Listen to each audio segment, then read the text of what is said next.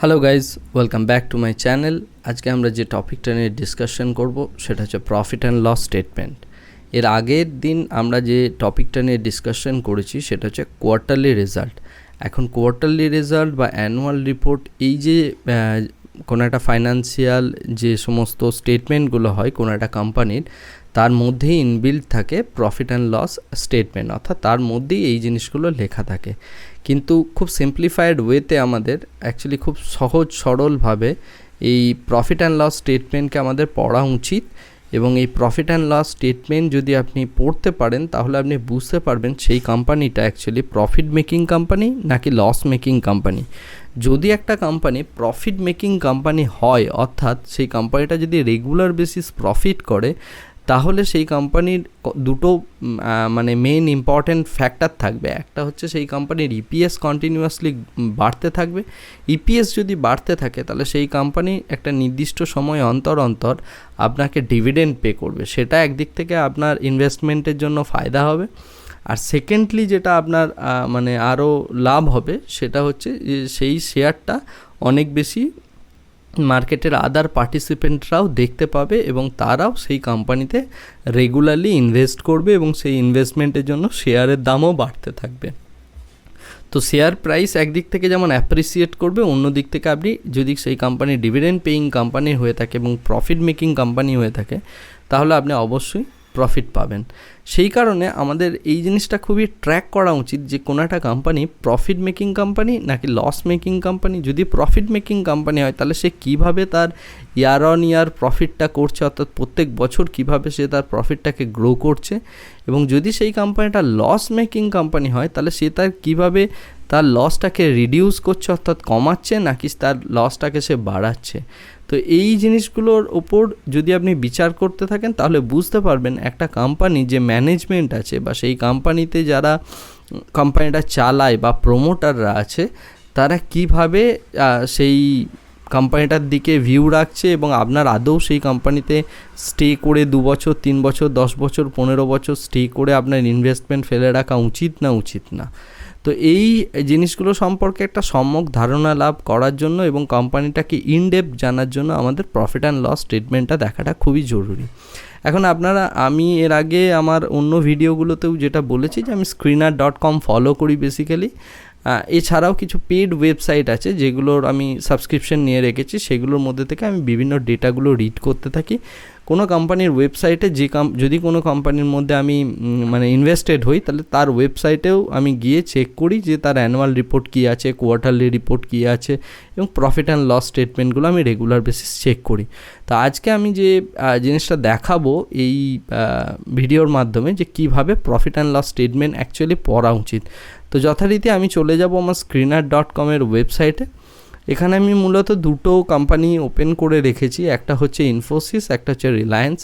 এখন আমরা রিলায়েন্সের profit and loss স্টেটমেন্টের দিকে যদি আমরা নজর রাখি তাহলে দেখতে পাবো যে রিলায়েন্স কোম্পানি কীভাবে সে তার প্রফিটটাকে করেছে। মূলত এখানে যদি আপনি দেখেন 2012 থেকে শুরু করে প্রত্যেক বছর, অর্থাৎ ইয়ার অন ইয়ার তার যে রেজাল্টগুলো এসছে টিল 2023, তো এই 10 বছর 11 বছরের টোটাল যে তার ফাইন্যান্সিয়াল স্টেটমেন্টের যে প্রফিট অ্যান্ড লস স্টেটমেন্ট সেটা আমরা এই screener.com থেকে পেয়ে থাকি, রাইট। তো কিভাবে গ্রোটা করেছে আপনি যদি দেখেন 2012-তে রিলায়েন্সের টোটাল প্রফিট ছিল 357,000 কোটি টাকা। ওকে, এটা ছিল সেল, তার বেসিক্যালি সেল ছিল, আর এক্সপেন্ডিচার ছিল 324 কোটি টাকা, 324,000 কোটি টাকা। তো সেটা করে দেখা গিয়েছে তার অপারেটিং প্রফিট আছে 33,000 কোটি টাকা। এখন 10 বছর পরে যদি আপনি গিয়ে দেখেন তাহলে রিলায়েন্সের শেয়ারে এই মুহূর্তে রিলায়েন্সের টোটাল সেলস দেখুন অটোমেটিক্যালি নিয়ার অ্যাবাউট ট্রিপল হয়ে গেছে, 2.5-2.6 টাইমস হয়ে গেছে।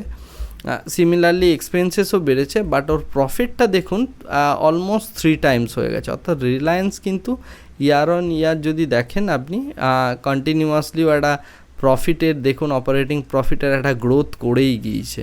এর থেকে আমরা বুঝতে পারি যে রিলায়েন্স যে কোম্পানিটা রয়েছে সেই রিলায়েন্স হচ্ছে অ্যাকচুয়ালি একটা প্রফিট মেকিং কোম্পানি। ওকে, এবং যদি আপনি তার অপারেটিং প্রফিট মার্জিন দেখেন তাহলে দেখুন 9% থেকে গ্রো করতে করতে একটা টাইম, অর্থাৎ এবছরে সেটা গিয়ে দাঁড়িয়েছে 16%-এর কাছাকাছি। ওকে, এখন যদি আপনি ইন্টারেস্ট, আদার ইনকাম, ডেপ্রিসিয়েশন সমস্ত কিছু বাদ দিয়ে প্রফিট বিফোর ট্যাক্স দেখেন, তাহলে 25,000 কোটি টাকা ছিল, সেটা দেখুন গিয়ে দাঁড়িয়েছে 94,000 কোটি টাকার মতো এই 10 বছরের টোটাল ব্যবধানে। সিমিলারলি আপনি যদি নেট প্রফিট দেখেন, নেট প্রফিটের পরিমাণ দেখুন 19,000 কোটি টাকা ছিল 2012-তে, সেই জায়গা থেকে রিলায়েন্সের এখন নেট প্রফিটের পরিমাণ গিয়ে দাঁড়িয়েছে 74,000 কোটি টাকা। অর্থাৎ আপনি দেখুন এখানে সে তার সেলসকে কেবলমাত্র বাড়িয়েছে 2.6 টাইমস 2.7 টাইমসের মতো, রাইট? অর্থাৎ 2.6 টাইম 2.7 টাইমস যদি তার সেলসের গ্রোথ যদি রিলায়েন্স করে থাকে, তারপরে আপনি দেখুন কিন্তু তার নেট যে প্রফিটটা আছে সেটা কিন্তু গিয়ে দাঁড়িয়েছে দেখুন 4 টাইমসের কাছাকাছি, রাইট? তো নিয়ার অ্যাবাউট 4 টাইমসের মতোই গিয়ে দাঁড়িয়েছে তার নেট প্রফিট, এবং যে কারণে তার ইপিএস দেখুন যেটা আগে ছিল 28 টাকা, এই মুহূর্তে গিয়ে দাঁড়িয়েছে 98 টাকা। অর্থাৎ যদি আমরা দেখি রিলায়েন্স ইয়ার অন ইয়ার কিন্তু গ্রোথ করে গিয়েছে।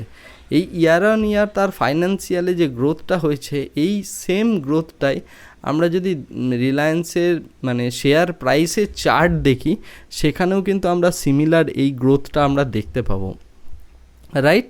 যে কারণে আপনি যদি এখানে লক্ষ্য করেন, মূলত এখানে যদি দেখেন আপনি রিলায়েন্সের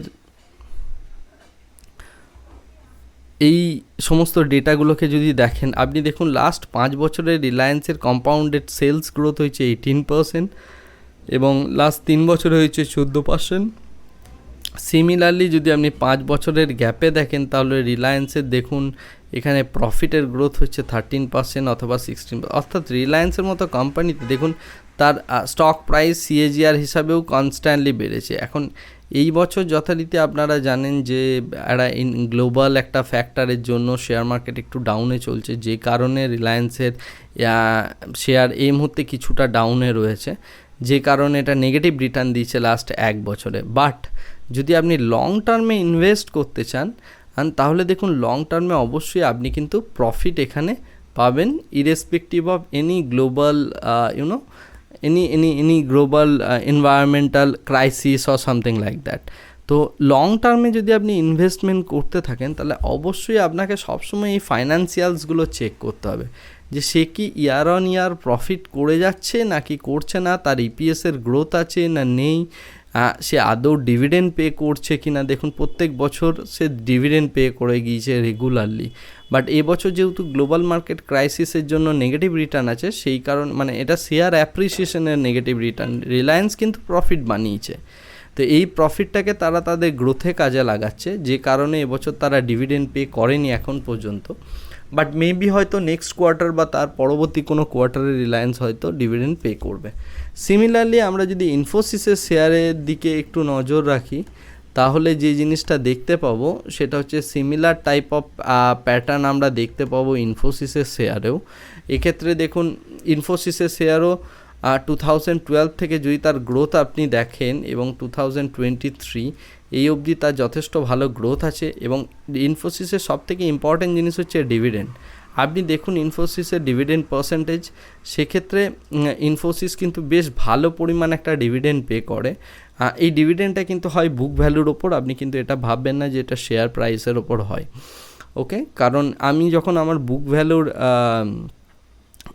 ডিসকাশন করেছিলাম, সেই জায়গাতে আমি ডিভিডেন্টের এই সমস্ত টেকনিক্যালিটিসটা বলেছি। যদি আপনি না দেখে থাকেন তাহলে সেই ভিডিওটা অবশ্যই দেখুন, ওকে? তো যাই হোক, তো প্রফিট অ্যান্ড লস স্টেটমেন্ট থেকে আমরা যেটা বুঝতে পারি, তাহলে মোদ্দা কথা যেটা দাঁড়ালো যে তার sales, expense, operating profit margin, dividend pay out, EPS, net profit, এর কীরকমভাবে গ্রোথ হচ্ছে, এই গ্রোথটা দেখাটা খুব জরুরি। আপনি দেখুন বছরের পর বছর এরা কিন্তু এই জাতীয় কোম্পানিগুলো, যেগুলো নিফটি 50-র মধ্যে থাকা কোম্পানি বা ভালো কোম্পানি, ব্লুচিপ কোম্পানি বলা হয়, সেগুলো দেখুন ইয়ার অন ইয়ার কিন্তু আপনাকে একটা গ্রোথ দিতেই থাকবে। দেখুন প্রত্যেক বছর আস্তে আস্তে আস্তে আস্তে ওর গ্রোথ বাড়তে থেকেছে। এই গ্রোথটা বাড়ার জন্য কোম্পানি খুব ভালো পারফর্ম করছে, কোম্পানি যদি ভালো পারফর্ম করে আপনি ডিভিডেন্ড পাবেন এবং শেয়ার প্রাইসও অ্যাপ্রিসিয়েশন হবে। অর্থাৎ আপনি বেসিক্যালি পাতি বাংলা কথায় লং টার্মে ইনভেস্টের থেকে আরামসে এই জাতীয় কোম্পানিগুলো থেকে প্রফিট বানাতে পারবেন। সেই কারণেই আমি বারবার বলি যে প্রফিট অ্যান্ড লস স্টেটমেন্ট দেখাটা খুবই জরুরি। আপনি অবশ্যই প্রফিট অ্যান্ড লস স্টেটমেন্ট দেখে তারপরে যে কোনো রকম ইনভেস্টমেন্টের ডিসিশন নেবেন। এখন এক্ষেত্রে কয়েকটা জিনিস জানাও প্রয়োজন। যেমন দেখুন, এই বছর 2018 যদি আপনি দেখেন, এর গ্রোথ খুব ভালো ছিল এবং প্রফিটেবিলিটি খুব বেশি। পরের বছর কিন্তু এটা একটু কমে গিয়েছে, রাইট? এই জায়গাতে আপনার কাছে কিন্তু এটা একটা অ্যালার্মিং সিচুয়েশন। কেন অ্যালার্মিং সিচুয়েশন? এটা কিন্তু আমি বলছি না যে শেয়ারটা আপনি ছেড়ে দেবেন। আপনার এখানে জানা প্রয়োজন যে এই যে লসটা হয়েছে, এই কম যেটা হয়েছে, এটা কেন হয়েছে। কিন্তু এইখানে 1000 কোটি টাকার মতো কম প্রফিট হওয়া সত্ত্বেও দেখুন তার ডিভিডেন্ড পেমেন্ট কিন্তু আছে। এইটা থেকে বোঝা যায় কোন একটা কোম্পানি তার ফিউচার ভিশনটা কী আছে বা সে তার ইনভেস্টারদের কিভাবে দেখছে। তো প্রফিট অ্যান্ড লস স্টেটমেন্ট থেকে আমরা এই সমস্ত জিনিসগুলোই বুঝতে পারি। নেক্সট টাইম কোনো শেয়ারে ইনভেস্ট করার আগে অবশ্যই চেক করবেন তার প্রফিট অ্যান্ড লস স্টেটমেন্ট। আমরা নেক্সট ভিডিওতে কথা বলবো অন্য আর একটা প্যারামিটার নিয়ে, এবং সেই প্যারামিটারটা হচ্ছে ব্যালেন্স শিট। কীভাবে আমরা ব্যালেন্স শিট পড়তে পারি, এই টপিকটা নিয়ে আমরা নেক্সট ভিডিওতে ডিসকাশন করব। ততক্ষণ অবধি বাই বাই।